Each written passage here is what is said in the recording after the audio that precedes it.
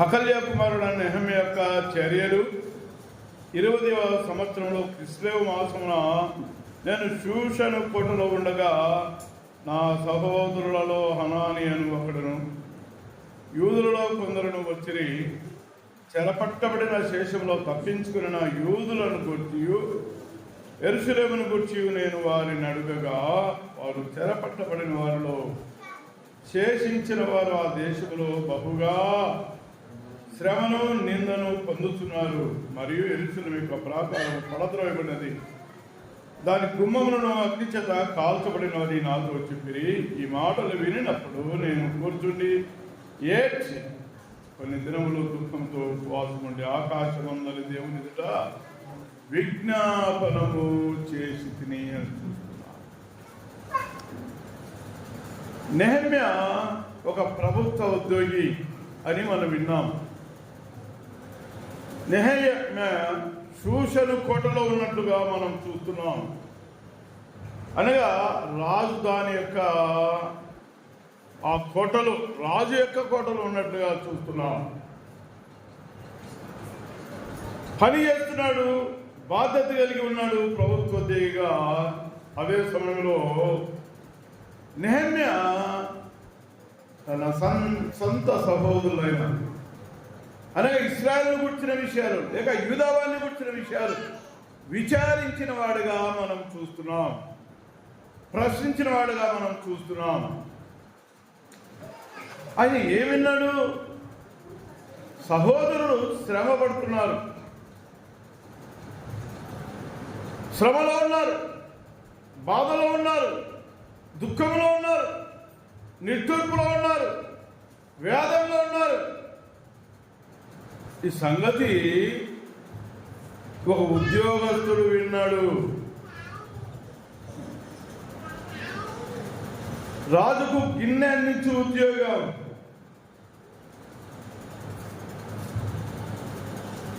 విన్న వెంటనే యెరూషలేమును గుర్చిన విషయం విన్నాడు, యెరూషలేము ప్రాకారం గుర్చిన విషయం విన్నాడు. ప్రాకారం ఏమైపోయింది? అగ్ని చేత కాల్చబడింది, పడద్రోయబడింది, కాల్చబడింది. ఎప్పుడైతే ఈ విషయాలు విన్నాడో తన ఉద్యోగాన్ని మర్చిపోయాడు, తన స్థితిని మర్చిపోయాడు. వెంటనే రాజుకు విన్నవించలేదు, కానీ దేవాది దేవుడైన ప్రభు ఎదుట ఆయన ఏడ్చినట్లుగా మనం చూస్తున్నాం. నిన్న మనం కొన్ని ఆలోచన చేశాం. మనకు కూడా ఏం చేయాలి? ఏడ్చు వారితో ఏడవాలి అని గ్రంథంలో ఉంది. సంతోషించే వారితో సంతోషించాలి. ఇప్పుడు యూదులు, సొంత ప్రజలు, సొంత సహోదరులు దుఃఖంలో ఉన్నప్పుడు, శ్రమ అనుభవిస్తున్నప్పుడు ఆయన ఆనందించలేదు, కానీ నేల కూర్చున్నాడు. ఆయన కూర్చుండి అన్నాడు. ఏడ్చినట్టుగా మనం చూస్తున్నాం. మందిర ప్రాకారం పడిపోయింది. ఏం చేయాలి ఇప్పుడు? మందిర ప్రాకారాన్ని కట్టాలి. ఎంత చక్కని ఆశ! ఈ పనిలో దేవుని యొక్క యెరూషలేము మందిర నిర్మాణ విషయంలో కూడా, అంటే రాజులు గ్రంథంలో సొలొమోను కట్టించిన మందిరము 7 సంవత్సరాలు కట్టించాడు ఆయన. 13 సంవత్సరాలు సొలొమోను తన నగరం కట్టించుకున్నాడు. మొత్తం 20 సంవత్సరాలు ఆయన కట్టడంలో నిమగ్నమైపోయాడు. 7 సంవత్సరాల మందిరాన్ని కట్టాడు సొలొమోను. ఆ జ్ఞాపకం ఉంచుకోనండి. కానీ నెహెమ్యా ప్రారంభించబోతున్న పని విషయమై ఎంత శ్రద్ధ కలిగి ఉన్నాడు అనే విషయాన్ని కూడా మనం గమనిస్తాం. సమకాలీకులు ఉన్నారు సేవలో, మందిర నిర్మాణంలో సమకాలీకులు ఉన్నారు, ప్రాకారంలో సమకాలీకులు ఉన్నారు, అలాగే గ్రంథంలో సమకాలీకులు ఉన్నారు.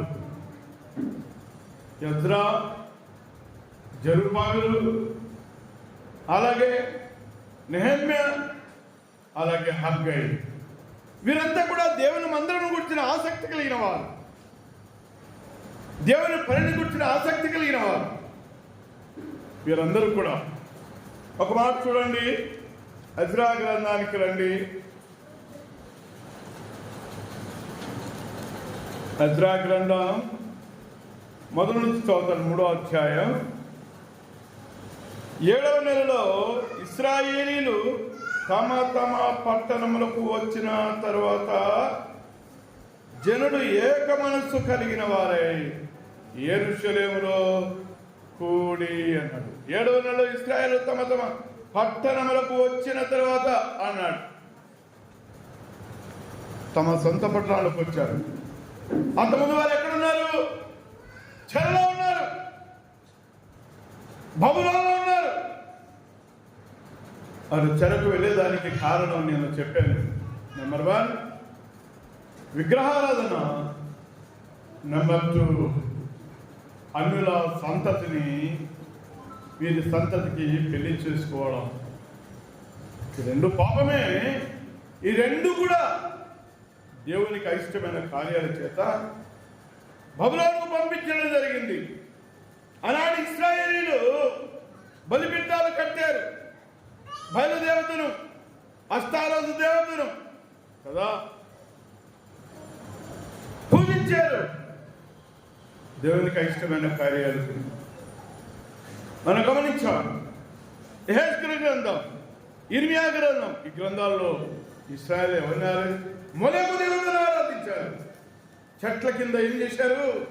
బలిపీఠాలు కట్టారు. దేవుని ఎంత దుఃఖ పెట్టారు వారి ఆరాధన ద్వారా. ప్రభువుకు మహిమ చెందాలి, అధికారం, ఆధిపత్యము, ఘనత సమస్తమైనదే. కానీ ఇశ్రాయేలు ఏం చేశారు?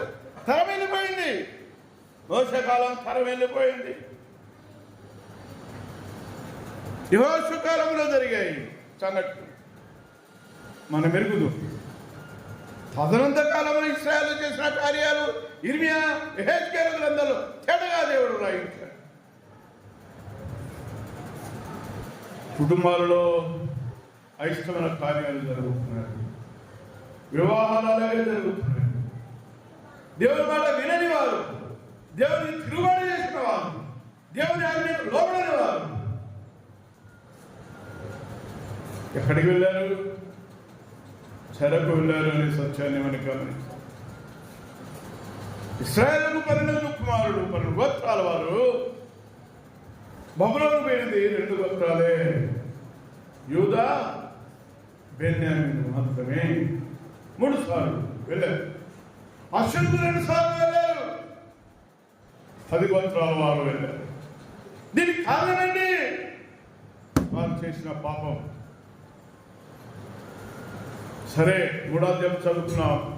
వారు తమ పట్టణాలకు తిరిగి వచ్చారు కదా. 70 ఏళ్ల చరణ గురించి మనం గమనించాలి కూడా. ప్రియుల చెరపట్టలు పడిన వారు వచ్చేసారు, తమ తమ పట్టణాలకు వచ్చారు. చూడండి, వచ్చి ఎక్కడికి వచ్చారు? వారు యెరూషలేమునకు కూడా వచ్చారు. ఆహా, ఎంత ఆశ్చర్యం! వ్యతిరేకంగా ప్రవర్తించిన వారు, పాపం చేసిన వారు, ప్రభువుకు లోబడని వారు. ఇప్పుడేం కలిగింది? బుద్ధి కలిగింది. అంటే ఏం సంభవించాయి? వారికి శ్రమలు సంభవించాయి. ఇశ్రాయేలులకు లేక యూదా, బెన్యామీను వారికి శ్రమలు సంభవించిన వారి మట్టికే కాదు, ఆనాటి శత్రువులు, ఆనాటి బబులోనీయులు వారు ఏం చేశారు? ఇశ్రాయేలు తాను ప్రభు యొక్క సొంత ప్రజలను హింస పెట్టడమే కాకుండా దేవుని పట్టణమైన యెరూషలేము ప్రాకారాలను ఏం చేశారండి? పడద్రోశారు, అగ్నితో కాల్చారు. యెరూషలేమునికి ఎన్ని గుమ్మాలు ఉన్నాయి?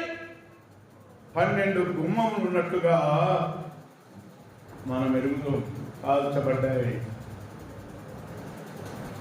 ఎజ్రా గ్రంథంలో మనం చూడగలం. వారు మళ్ళీ ఎక్కడికి వచ్చారంటే కూడి యెరూషలేమునకు వచ్చారు. తమ తప్పిదముల విషయమై పశ్చాత్తాపడిన వారు యెరూషలేమునకు కూడి, చూడండి, దేవుని సన్నిధికి వచ్చారు. యోజాదాకు కుమారుడైన యేషువయును, యాజకులైన అతని సంబంధులను, షయల్తీయేలు కుమారుడైన జెరుబ్బాబెలును అతని సంబంధులను లేచి దైవజనుడైన మోషే నియమించిన ధర్మశాస్త్రమునందు వ్రాయబడిన ప్రకారముగా దహన బలులను అర్పించుటక ఇశ్రాయేలుల దేవుని ఏం చేశారు? బలిపీఠం కట్టారు. 7వ అధ్యాయంలో ఎజ్రా వచ్చాడు. కట్టబడిన మందిరానికి అలంకరణ చేయడానికి వచ్చాడు. ఏం కట్టాలి?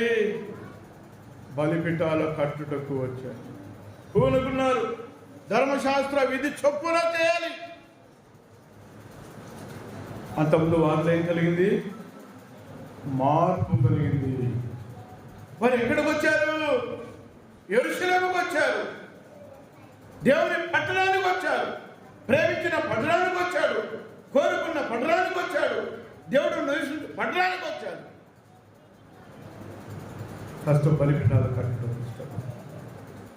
ఆలోచించి దేవుని గ్రంథంలో శ్రేష్టమైన మాటలు మనం చూడగలం. గ్రంథంలో విషయాలు చాలా విశేషమైనవి అనిపిస్తున్నాయి. 8వ అధ్యాయానికి రండి. 3వ అధ్యాయం 8వ వచనం. 3వ అధ్యాయము 8వ వచనం. యెరూషలేములో నుండి దేవుని యొక్క మందిరమునకు వారు వచ్చిన 2వ సంవత్సరము 2వ నెలలో షయల్తీయేలు కుమారుడైన జెరుబ్బాబెలును, యోజాదాకు కుమారుడైన యేషువయు చెర నుండి విడిపింపబడి యెరూషలేమునకు వచ్చిన వారందరూ పని ఆరంభించి 20 సంవత్సరములు మొదలుకొని పైడు గల లేవీయులను యెహోవా మందిరం యొక్క పనికి నిర్ణయించిరి.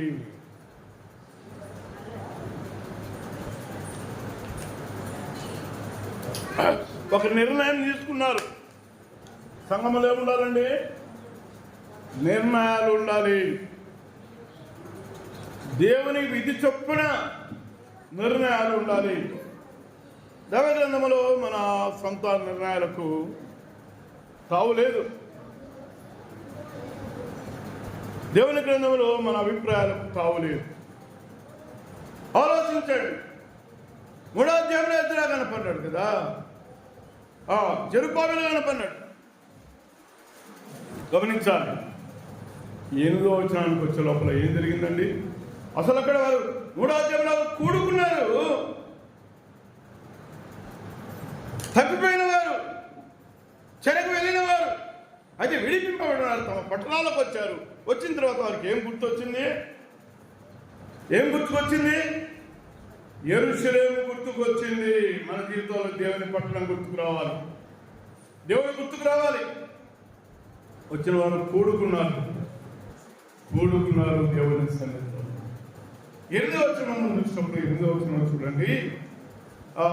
యెరూషలేములో నుండి దేవుని యొక్క మందిరమునకు వారు వచ్చిన 2వ సంవత్సరము 2వ నెలలో షయల్తీయేలు కుమారుడైన జెరుబ్బాబెలును, యోజాదాకు కుమారుడైన యేషువయును చెరలో నుండి విడిపింపబడి యెరూషలేమునకు వచ్చిన వారందరూ పని ఆరంభించి 20 సంవత్సరం మొదలుకొని ఈడుగల లేవీయులను యెహోవా మందిరము యొక్క పనికి నిర్ణయించి. 9వ వచనం చూడండి. యేషువయు అతని కుమారులను, అతని సహోదరులను, కద్మీయులను అతని కుమారులను, హోదవ్యా కుమారులను, హేనాదాదు కుమారులను, వారి కుమారులను, లేవీయులైన వారి బంధువులను దేవుని మందిరంలో పని వారి చేత పని చేయించుటకు నియమింపబడి నిర్ణయించారు. నిర్ణయించిన ప్రకారంగా నియమింపబడ్డారు. దేని కొరకు? మందిరం పనిని కూర్చొని చూస్తున్నాను. నేను ముందే చెప్పాను, నెహెమ్యా, జెరుబ్బయలు, ఎజ్రా, హగ్గయి వీరు దేవుని పనిలో సమకాలీకులు అనే విషయాన్ని మనం గమనించాలి. దేవుని ప్రాకారమైన మందిరమైన గమనించాలి.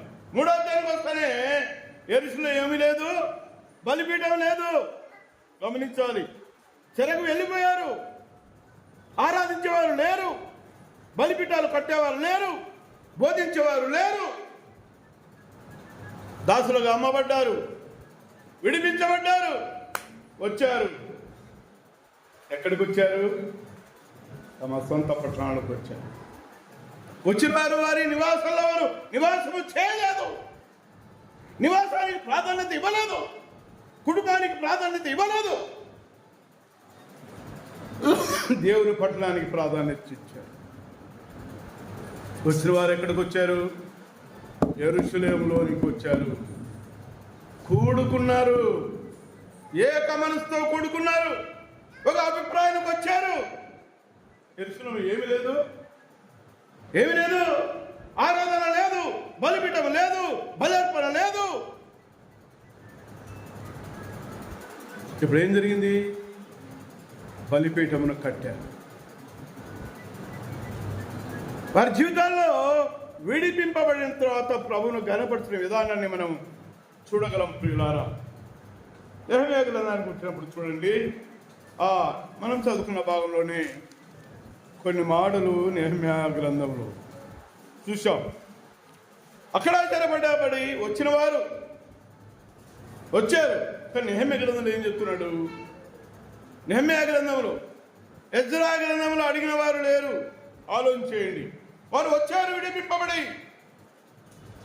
అందరూ కూడా ప్రభు సన్నిధికి రావాలనుకున్నారు. యెరూషలేముకు వచ్చారు, కూడుకున్నారు, బలిపీఠాలు లేక బలిపీఠం నిర్మించారు. అయితే నెహెమ్యా గ్రంథానికి వస్తే నెహెమ్యా ఏం చేస్తున్నాడు? తన సోదరులను గురించి విచారిస్తున్నాడు. మందిరము ప్రాకారం గురించి విచారించాడు. ప్రాకారం, దట్టమైన ప్రాకారం పడద్రోయబడింది. ప్రాకారం దేనికి ఉంటుందండి? యెరూషలేము పట్టణానికి ప్రాకారం ఉంది. ఎందుకు? భద్రత కొరకు. ఆయన కోటగా ఉన్నాడు, ఆయన ఆశ్రయంగా ఉన్నాడు. అయితే ఎప్పుడైతే భద్రత లేకుండా ఆ కాంపౌండ్ వాళ్ళు పడిపోయిందనుకో, లోన ఉన్న గృహాన్ని అయినా పట్టణాన్న ఈజీగా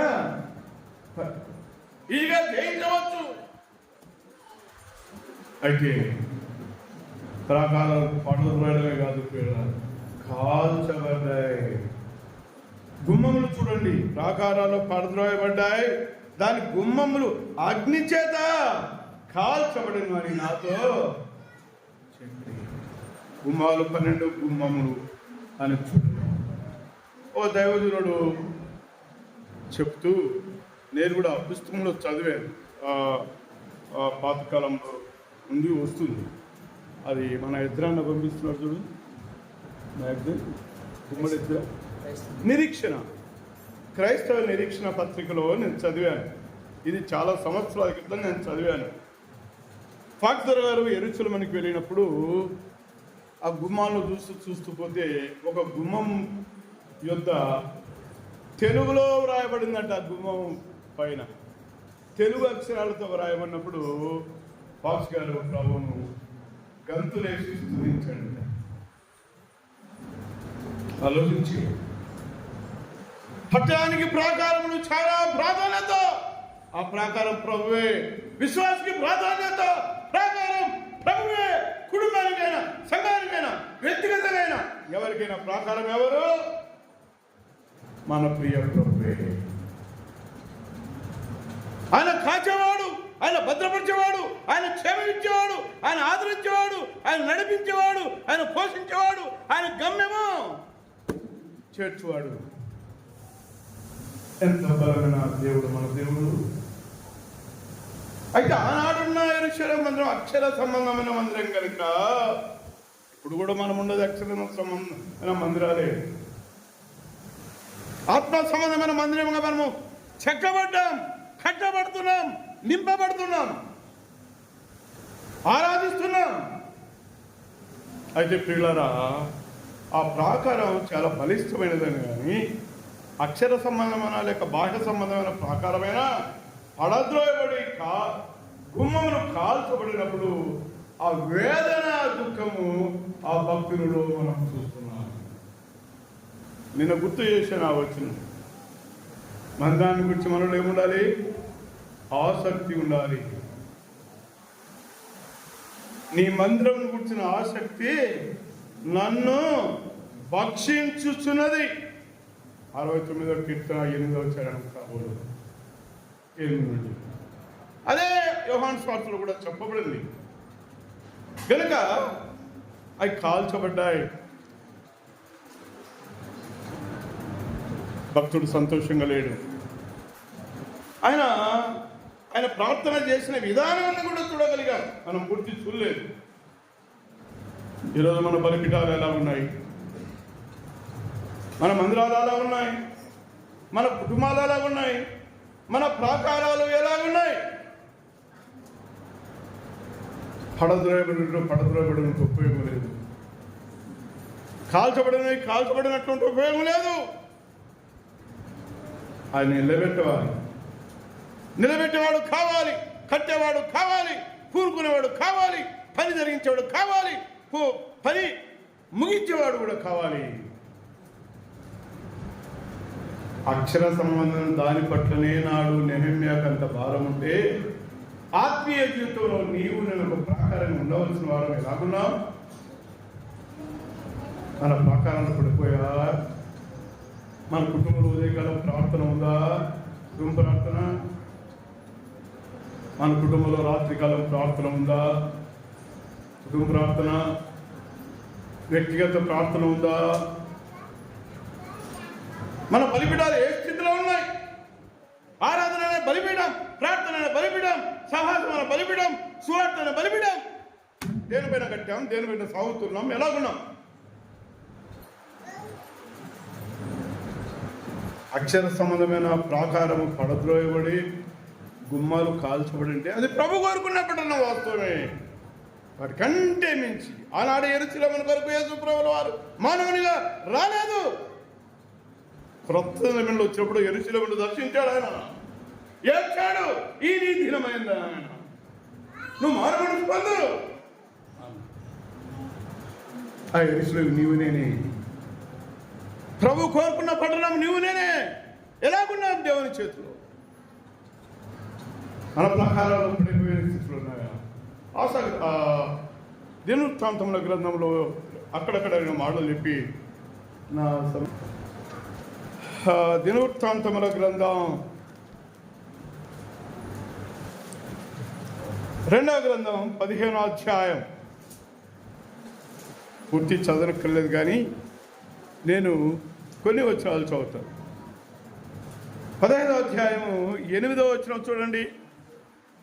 ప్రవక్త అయిన ఓదేదు ప్రవచించిన ఈ మాటలు ఆసా వినినప్పుడు ధైర్యము తెచ్చుకొని అని చూస్తున్నాం.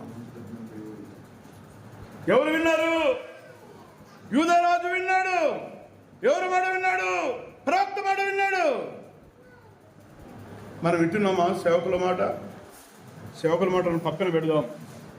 దేవుని మాట వింటున్నామా?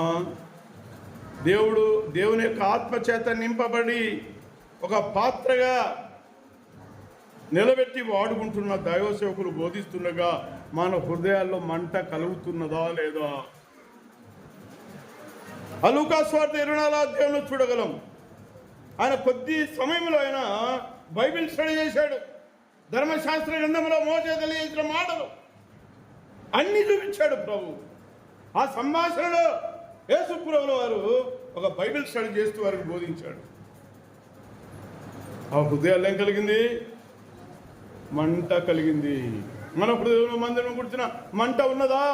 విశ్వాసం గురించిన మంట ఉన్నదా? సంఘాన్ని గురించిన మంట ఉన్నదా? స్వార్థం కూర్చిన మంట ఉన్నదా? కొన్ని అనివార్య కారణం వల్ల స్వార్థం వెళ్ళలేకపోతుంది. కానీ యూదులు అట్లా లేరు. ఇశ్రాయేలు విడిపింపడిన వారు యెరూషలేముకు వచ్చారు కూడుకును. వారు దేవుని మాటలు వింటూ ఉన్నారు. ఇక్కడ కూడా ఆస రాజు అయిన ప్రవక్త మాటలు విన్నాడు. చూడండి ఏం జరిగిందో. ధైర్యము తెచ్చుకొని యూదా బెన్యామీనుల దేశమంతటి నుండి ఎఫ్రాయిము మన్యములో తాను పట్టుకున్న పట్టణంలో నుండి హేయములైన విగ్రహములను తీసివేసి నెంబర్ 1 ఏం కలిగింది? మంట కలిగింది, దిద్దుబాటు కలిగింది. దేవుని మాటలు ఏం చేస్తాయి? చీకటిని పారద్రోలుతాయి. ప్రియులారా, నేను చిన్నప్పుడు ఒక పత్రిక చదివాను. ఆ పత్రికలో ప్రసాద్ హృదయం అని ఉంటుంది. ఒక హార్ట్ లాగా వేసి పైన తలబెట్టి ప్రసాద్ అని పేరు పెట్టింది. అందులో నెమలి, పంది, కప్ప, పాము ఇలాంటి కొన్ని జంతువులు అందులో ఉన్నాయి. పైనుంచి ఆ పిక్చర్లో ఒక దూత చేయిట పెట్టి ఆ వెలుగు ప్రకాశింపజేసినప్పుడు ఆ హృదయంలోనికి ఒక్కొక్క జంతువు బయటికి వెళ్ళిపోయింది. వెలుగు వస్తున్నది, చీకటి గ్రహింపకున్నదని వార్తలు చూడగలం. ఈ వెలుగు నిత్యపు వెలుగు అనేది మనం చూడాలి. ఆ వెలుగు నిజమైన దేవుడే. ఆ వెలుగు ప్రకాశించినప్పుడు జంతువులన్నీ బయటికి వెళ్ళిపోయాయి. ప్రియ స్నేహితుడా, అమ్మాయ, ఒక రాజు చేసిన పని ఏంటి? విగ్రహాలను తీసివేశారు. మనలో ఏ విగ్రహాలు ఉన్నాయి?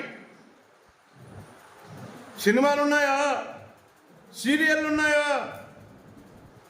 మా స్థానిక సంఘంలో నేను విషయంకి వెళ్ళినప్పుడు నేను నా భార్య, నేను ఒకరిని వెళ్ళను, నేను నా భార్య వెళ్తాం. నేను పోయినప్పుడు సినిమా చూస్తూ ఉంటే ఇంటిలో చెప్తాం, పర్సనల్గా చెప్తాం. ఆ వారం పల్లగుడికి పో. 9 గంటలు సరిగ్గా ఆరాధన 9 కరెక్ట్ స్టార్ట్ చేస్తాం. ఎవరు వచ్చినా రాకపోయినా డానియల్ అయినా ఒకడాడ మోకాలు నింటాడు 9 గంటలు. డానియల్ భార్య రాకపోయినా డానియల్ మోకాలు వచ్చేవారు 4 కిలోమీటర్లు, 5 కిలోమీటర్లు, 3 కిలోమీటర్లు వస్తారు. ఇబ్బందులు ఉండవచ్చు, కానీ కనీసం 3 పాటల లోపల పరిశుద్ధులు రావాలి. ఆరాధన తలంపులు వింటేనే బల్ల ఇచ్చేది. ఆరాధన తలంపులు వినకపోతే బల్ల ఇచ్చేది ఉండదు. ఎవరు తీసుకోరు కూడా. దేవుని సన్నిధి పరిశుద్ధమైనది. ఆయన పరిశుద్ధుడు. లేవే అక్కడ 11:40 చూస్తే నేను పరిశుద్ధుడైనాను, మీరు కూడా పరిశుద్ధులై పేదపత్రికలు చూడగలం కదా. 1వ అధ్యాయం 17 వచనం చదువుకుంటూ వస్తుంది. మన పరిస్థితి ఎలాగుంది? ఈయన అన్నీ తొలగించేశాడు. ఆ దేవునికి అయిష్టమని తీసివేసి ఏం చేశాడు చూడండి.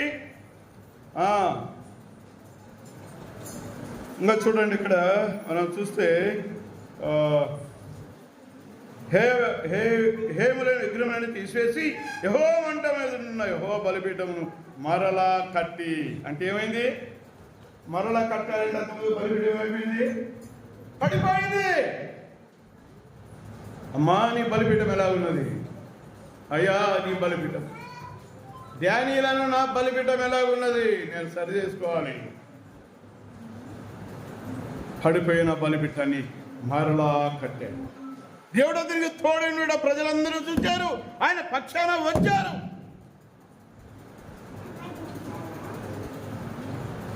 లోకంలో ఉన్నవానికంటే మనలో ఉన్నవాడు ఎవరు? గొప్పవాడు. లోకంలో ఉన్నవారు మనల్ని చూస్తే ఏమనుకోవాలి?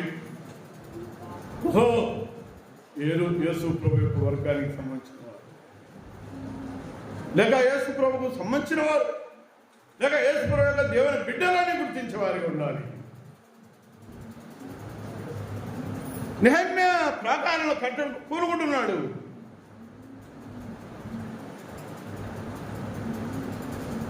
ఆ గుమ్మాలను నిలబెట్టాలని తలంచుతున్నాడు. తలంచాడు, చున్నాడు కాదు, తలంచాడు. ఆశా బలిపీఠం మరలా కట్టాడు. ఎలాగున్నాయి మన బలిపీఠం? మన ప్రాకారాలు ఎలాగున్నాయి?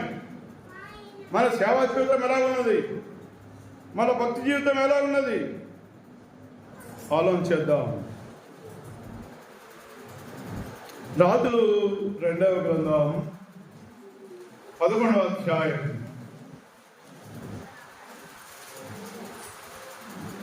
19వ వచనం చూడండి. అతడు శతాధిపతులను అధికారులను కాపు వారిని దేశపు జనులందరినీ పిలిపింపగా వారు యెహోవా మందిరంలోనున్న రాజును తీసుకొని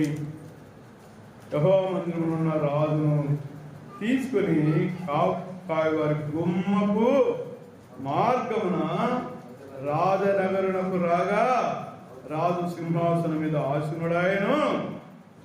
మరి వారు రాజనగరు దగ్గర అతల్యాన్ని ఖడ్గం చేత చంపిన తర్వాత దేశపు జనులందరూ సంతోషించిరి. పట్టణము నిమ్మలముగా ఉండెను. ఇప్పుడు చూడండి 12వ అధ్యాయం. యెహూ ఏలుబడిలో 7వ సంవత్సరమందు యోవాషు ఏలనారంభించి యెరూషలేములో 40 సంవత్సరములు ఏలెను. అతని తల్లి బేర్షెబా సంబంధురాలైన జిబ్యా యాజకుడైన యెహోయాదా తనకు బుద్ధి నేర్పువాడయ్యుండు దినములన్నిటిలో యోవాషు యెహోవా దృష్టికి అనుకూలముగానే ప్రవర్తించెను. అయితే ఉన్నత స్థలం పట్టివేయబడక నిలిచెను. జనులు ఇంకను ఉన్నత స్థలములందు బలులు అర్పించు ధూపం వేయచ్చు. ఈ ఉన్నత స్థలాలు ఏంటివి అని గమనిస్తే అవి విగ్రహ సంబంధమైన బలిపీఠాలు, లేక వారు సాక్షిగా ఉండుటకు నిలబెట్టిన స్తంభములు అనే విషయాన్ని గమనించాలి. సరే, 4వ వచనానికి రండి. యోవాషు యాజకులను పిలిపించి యెహోవా మందిరములో తేబడు ప్రతిష్ఠిత వస్తువుల